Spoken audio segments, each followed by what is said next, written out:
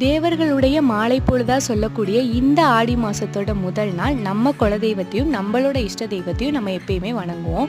இந்த மாதிரி தான் கலசம் வச்சு நான் ஆடி முதல் நாள் எங்கள் குலதெய்வத்தை அந்த கலசமாக நினச்சி நான் வேண்டுதலை வைப்பேன். இந்த கலசம் எப்படி வைக்கணும்னா, இந்த மாதிரி பித்தளை செம்பில் மஞ்சள் குங்குமம்லாம் வச்சுட்டு தண்ணி ஃபுல்லாக நிரப்பி அதில் மஞ்சத்தூள் கொஞ்சமாக போட்டு 2 கிராம்பு 2 ஏலக்காய் ஒரு எலுமிச்சம்பழம் ஒரு நாணயத்தையும் போட்டு வாசனை திரவியத்தை எல்லாத்தையும் சேர்த்துட்டு வேப்பலை மாயலை இதெல்லாம் வச்சு பூவையும் அந்த கழுத்து பகுதியில் பூவையும் கட்டி விட்டுட்டு இந்த மாதிரி தட்டில் பச்சரிசி மஞ்சள் இது எல்லாத்தையும் சேர்த்து அதுக்கு மேலே கலசத்தை வச்சு அந்த கலசத்தை எங்கள் குலதெய்வமாக நினச்சி என்னோட வேண்டுதலை வைப்பேன். அதுக்கு சூடோ சாம்பிராணி எல்லாம் காட்டும்போது அந்த குலதெய்வத்துக்கிட்ட நம்ம வேண்டுதல் நிறைவாக போன மாதிரி இருக்கும்.